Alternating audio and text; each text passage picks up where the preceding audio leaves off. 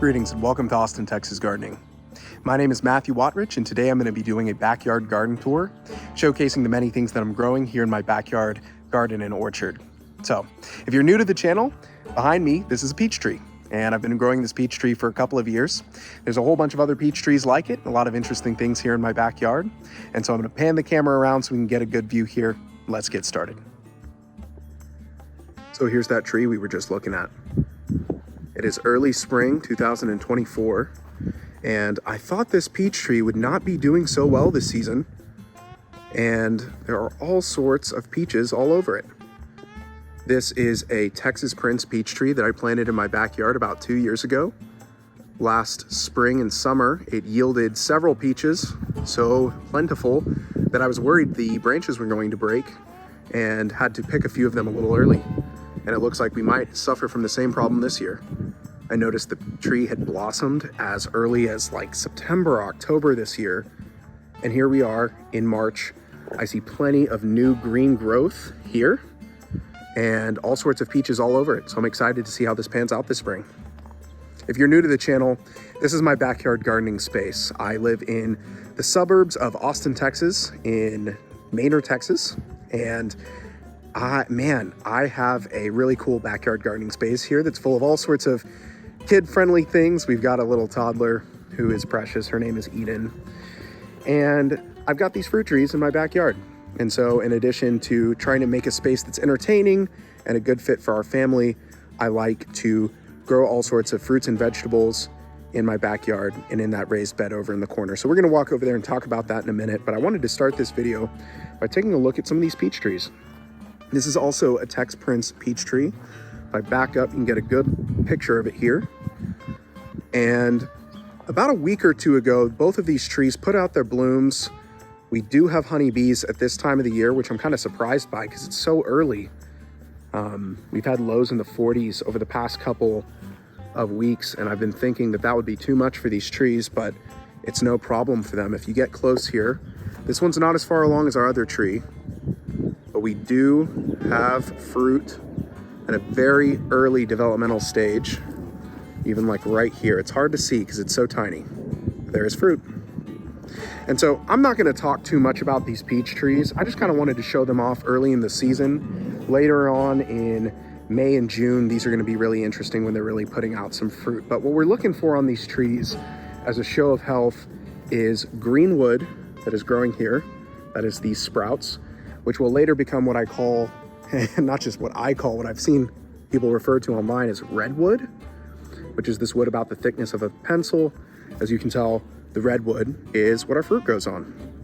So green wood will become redwood in the next year. Obviously, the more our tree grows, the bigger it gets. Not necessarily the more fruit it will produce, but more redwood does mean more room for fruit to grow. And I'm expecting this tree to drop a lot of its fruit. I mean, you can see in that one shot right there, there's probably 40 pieces of fruit. Maybe that's an overestimate, maybe 20.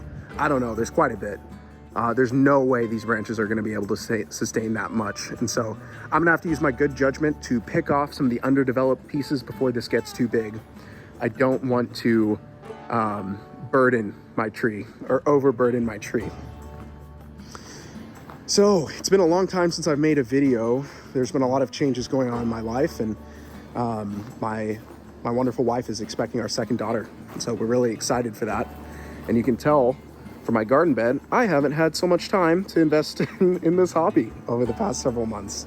There are neat things growing here, but mostly I've been very busy just doing maintenance, tending to the lawn, making sure that, the trees are being watered and decently cared for, and staying very busy with the grad school program that I'm working on. I mentioned it in some other videos, but if you're new, I'm working on a Master's of Divinity. And so I do some really interesting work, and then I'm a software engineer by day, and it keeps me really busy. But I wanted to take some time today to look at the state of the yard and talk about some of these fruit trees back here.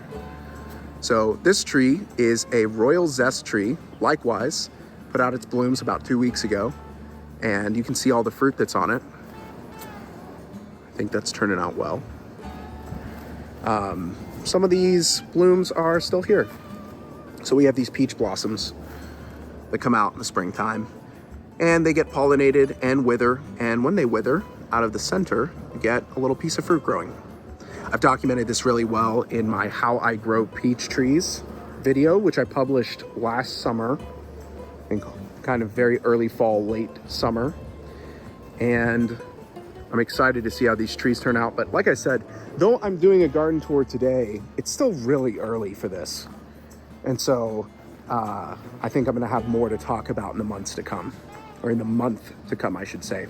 This is a fig tree, which I planted, I think at the end of summer. I bought this in July or August of 2023. And it's been a couple of months now, and it's just starting to put out some green growth, which I'm really excited to see how this turns out. I grew a fig tree at an old property I used to live at. If you go back 3 or 4 years on my channel, you'll find one of the first trees I tried to grow was a fig tree, and it turned out really well. I obviously can't film it anymore because I don't own that property anymore, but we've got our fig tree growing. Not too much to talk about here. It's a big, mature, rooted branch, and so I am hoping that it gets big and grows over the fence line. It's probably about 5.5 feet tall right now, but only time will tell how that turns out. And then we got these 2 trees in the corner. Now, that is a Royal Zest on the right, or I'm sorry, that's a Rio Grande on the right and a Royal Zest on the left. To talk about these trees a little bit, this Rio Grande, I think it's just a late bloomer. If you look closely, you can see it's just starting to put out some leaves here. So I finally got my camera to focus here, but those buds are what I'm talking about. This is what it looks like in the early stages of coming out of dormancy. And I'm hoping this tree got enough chill hours this winter. The Rio Grande tree usually takes a little bit longer, but it's obviously a tinier tree. And so I'm not worried about that tree, but this tree over here I am a little worried about. This is a Royal Zest tree, and I'd mentioned previously we had a weed whacker incident with this tree.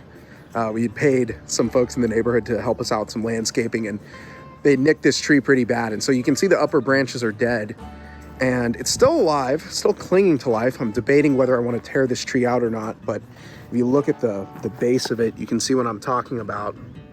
The tree has bark stripped, and it looks like some vine borers got to it. So I'm not sure how I want to deal with this, but for right now, this is the state of the tree. So I think this is really going to be an exciting season. I finally have some more mature trees. And when I say finally, I mean, these peach trees put out nearly 100 pieces of fruit last spring. There is lots of interesting stuff going on in this backyard space, and I'm excited to see how it evolves over the next couple of weeks, months, and eventually this summer we should get another really great fruit yield, at least from these 2 trees over here. I also recently bought this little peach sapling from one of the guys in the neighborhood who I think he loves gardening more than I do, the amount of trees he's planted lately. Shout out to Ian. Thanks for this little sapling to replace my old peach tree that died here. There's no fruit on it or anything because it's so little, but sure is growing. And that's what I've got growing in my backyard orchard. I also have this raised bed, and I'm trying to figure out what I want to do with this bed this season, because in seasons past I've grown tomatoes, cucumbers, strawberries, cabbage, carrots, an assortment of things really. And this year I'm kind of uninspired. I'm not sure where I want to take this. Right now we have a whole bunch of onions growing over here, and we had a really hard freeze about a month ago where I was growing a bunch of cabbage and cilantro that all died in the bed. One of the problems with trying to grow things in this raised bed is they're extra vulnerable to cold because they're not actually in ground. So what you have is all this cilantro on the ground, which has gone to seed from all the coriander that's fallen out of the bed. And in the bed, we've just got one little plant that went to seed. And so I'll be collecting coriander shortly, but there's not a whole lot going on in here right now. I've got some rosemary and this blackberry plant, which I've got some plans for it. I bought some rooting powder recently.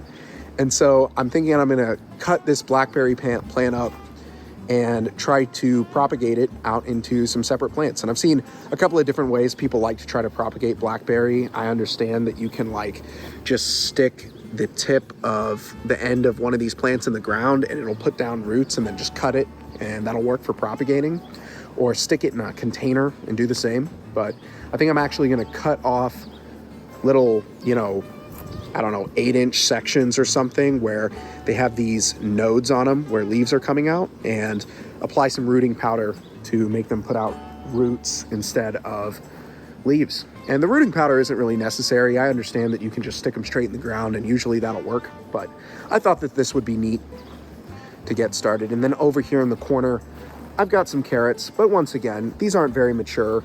I'm thinking that the real fun garden tour is going to be happening in late April.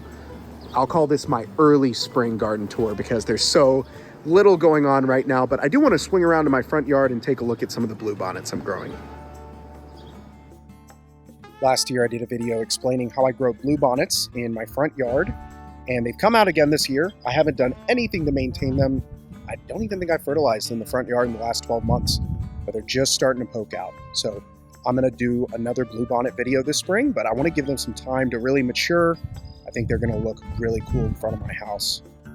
I had the neat opportunity recently to do an interview with KUT, which is Austin's NPR station, talking about my experience growing these bluebonnets. I've had a lot of relatives and friends reach out to me showing me that they've seen the bluebonnet video and they thought it was really neat. And so right now it's mostly just green, but I'm thinking this is going to mature nicely in the next couple of weeks, and by April should be really pretty.